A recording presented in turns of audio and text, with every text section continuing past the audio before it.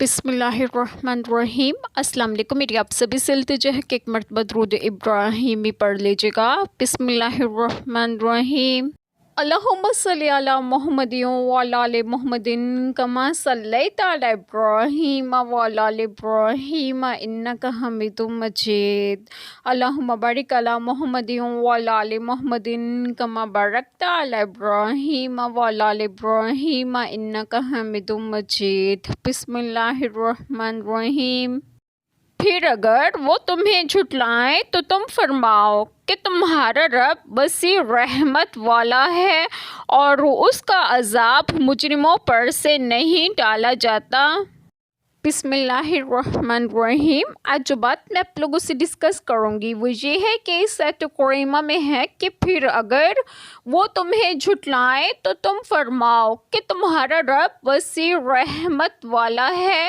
مکذبین جھٹلانے والوں کو مہلت دیتا ہے اور عذاب میں جلدی نہیں فرماتا تاکہ انہیں ایمان لانے کا موقع ملے، اور اس کا عذاب مجرموں پر سے نہیں ٹالا جاتا، اپنے وقت پر آ ہی جاتا ہے۔ یعنی اگر تم اب بھی نافرمانی کی روش چھوڑ کر حق کی سیدھی راہ اختیار کر لو تو اپنے رب کے دامن رحمت کو اپنے لیے کشادہ پاؤ گے، لیکن اگر اپنی موجودہ روش پر اڑے رہے تو یہ مت سمجھو کہ اللہ تعالیٰ کا عذاب تم سے ٹل گیا ہے۔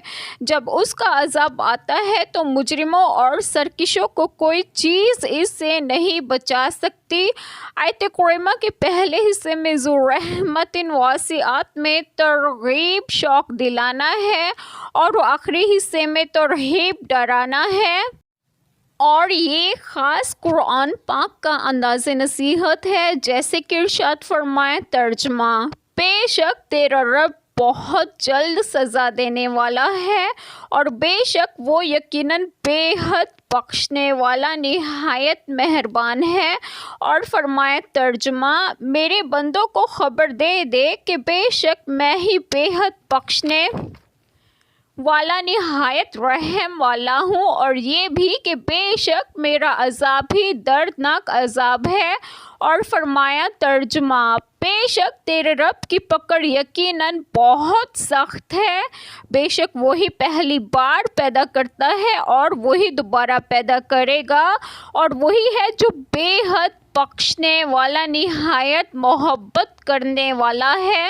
حضرت ابو ہریرہ رضی اللہ عنہ بیان کرتے ہیں کہ رسول اللہ صلی اللہ علیہ وسلم نے فرمایا: اگر مومن کو اللہ تعالیٰ کی تیار کردہ سزا عذاب کا علم ہو جائے تو کوئی جنت کی طمع نہ کرے، اور اگر کافر کو اللہ تعالیٰ کی رحمت کی وسعت کا علم ہو جائے تو کوئی اس کی جنت سے نا امید نہ ہو۔